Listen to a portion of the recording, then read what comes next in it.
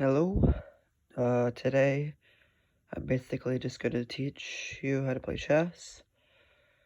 Some people consider chess to be the hardest game, one of the hardest games, but really the only thing hard about chess is simply getting good at chess.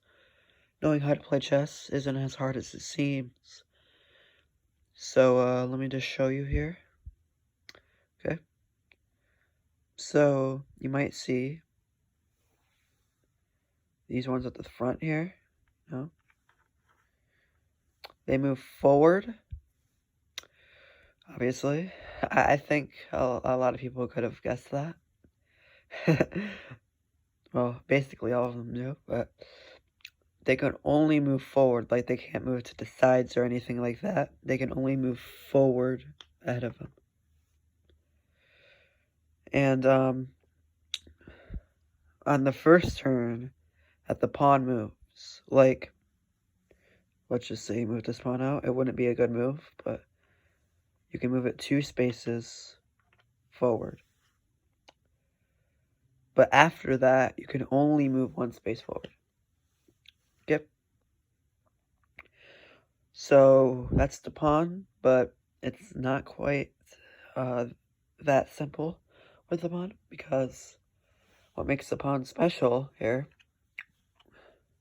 to say those pieces didn't exist, you didn't capture, you could keep pushing that pawn, and you can become any piece on the board, except the king and the pawn. Well, you can't promote to another pawn, but you can't stay at the pawn, is what I'm trying to say. You could have it as a rook, knight, bishop here, but usually you want the queen, since the queen is the most powerful piece at 9 points, which is why they consider it to be the most powerful piece, because that's the most points of material, as people say. Let's move on here. I'm actually gonna move this one out here, called the rook. As you can see, I'm gonna move it right here, and basically, the rook can't promote. Okay, none of the pieces except the pawn can promote. Also, the rook cannot jump over pieces. In fact, none of the pieces can jump over pieces. There's only one exception to that. Okay. Now, the rook can move sideways, all the way over here. Here, here, here, here, here, here, here, here, here. Doesn't matter. Okay? You can move the entire board sideways and the entire board forwards. Okay? Cannot move diagonally, though. That's it. The knight. The knight is the one exception to jumping pieces. The knight can jump pieces. For example, on your first move, you could play your knight out here. Okay? As you can see, when you're doing that, you actually jump over a pawn, which is a real first move. You cannot do that with the rook. Next up is the bishop. Again, bishops cannot jump over pieces. You would have to move a pawn forward. Say you did that. This is a better first move, though. And a bishop basically just moves diagonally as far as it can. Sorry. There's also 2 bishops. There's 2 of every piece. So remember how the rook moves like forward as far as it can and sideways as far as it can, but it can't jump pieces. There's one on the other side too, as well as the knight. So you can see that right here. Okay, 2 knights, 2 rooks, 2 bishops.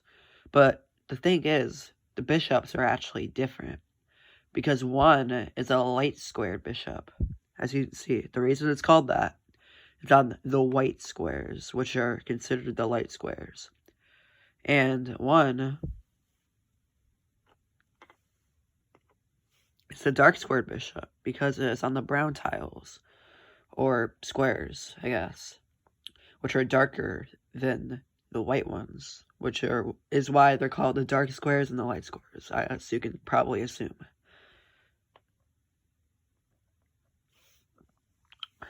Okay. Actually, let me just... I should have switched that. I know nobody's gonna view this video, but like... Yeah. So, the queen. Okay? The queen here is the combination of the rook and the bishop. The queen can move diagonally as far as it can. Okay? But it can also move sideways, like right here, like a rook. And it can also move forwards and backwards, also like a rook. But if it wants to, it can move diagonally, again, like a bishop. The queen, though, does not have a particular square like the bishop, like a particular light square. The queen can actually technically move on both squares, since it moves like a rook. Like, look at, if it wants to get off a dark square, it can go to a light square. And if it wants to get off a light square, for some reason, it will go to a dark square.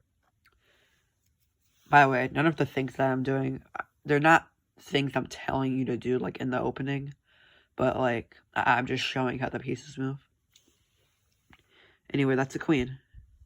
Finally, the king. The king is the one that you want to keep safe. Okay?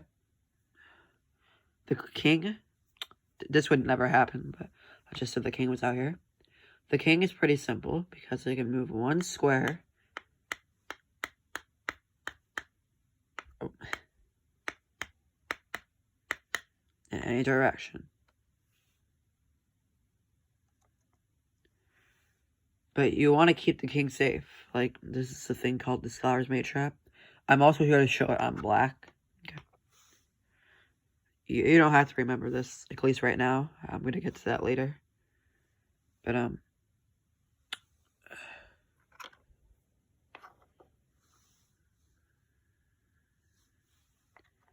your queen out, and here.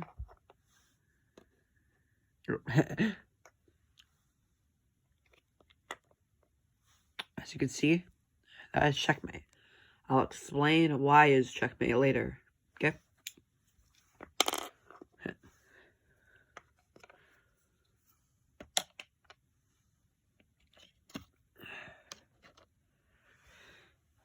Okay, now I'm gonna just put everything back here.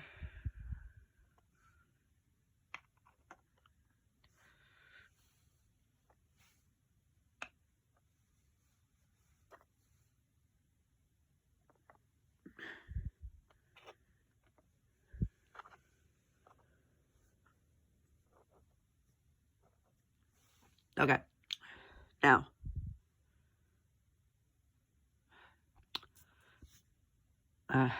so, you know how I said keep the king safe, right? Sorry, I had a little bit of a rain fart for a second. You know, I'm not gonna make moves for black, but, let's just say this was a position, and it was white to move, which means it's white's move. Like, you can get to move wherever you want with the white pieces. The person playing with the white pieces gets to move wherever they want. You can do this thing. If there's not any pieces in between these tiles, you can, you know how I said you can usually only move the king one square, but you can actually, with this thing called castling, you can move it 2 squares, okay? 2 squares over here. Now, normally, when you're playing chess, you only get to move 1 piece per turn.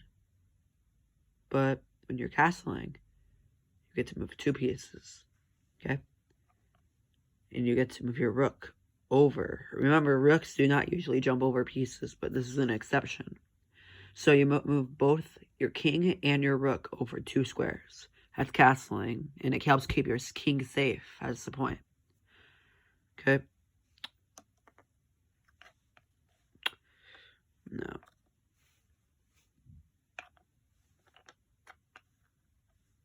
Okay. So, let's talk about something else, and then I'll probably end the video.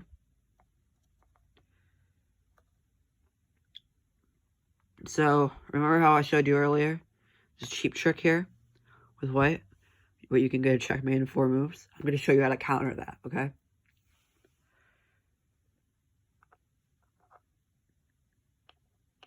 Okay. By the way, let me show you how the tile system works real quick. So basically, every single square on here has a name. Like, for example, this one is E4. This one would be E5. Also something called the King's Pawn. You know? So, basically, every single column here has a name. By the way, I stop because I get confused on this sometimes. I don't know why. Like, on like the column names. I don't know. I'm just blind. But basically, this column would be called the A column. You know? Or row, or whatever you want to call it. You know? Whatever you want to call it. I don't know. How do chess people call it? I don't know. But basically... Oh, file. Yeah, I'm sorry. A file. B file. C file. E file. This would be the... Wait. I messed it up. I'm sorry. But you get the point, you know. And then, basically, they're just numbered from 1 to 8. So, yeah. Basically, how you counter this cheap trick here. Scholar's Mate. That's what I was saying earlier. You develop your knight here. If they ever play this bishop move. And after they move their queen, threatening mate, checkmate, you move this pawn out. Here. Now, usually they'd take the pawn, but you can't. After they slide back, you develop your knight. And they don't have anything. I hope you enjoyed this video. If you did, make sure to leave a thumbs up. I would appreciate it. And have a good day.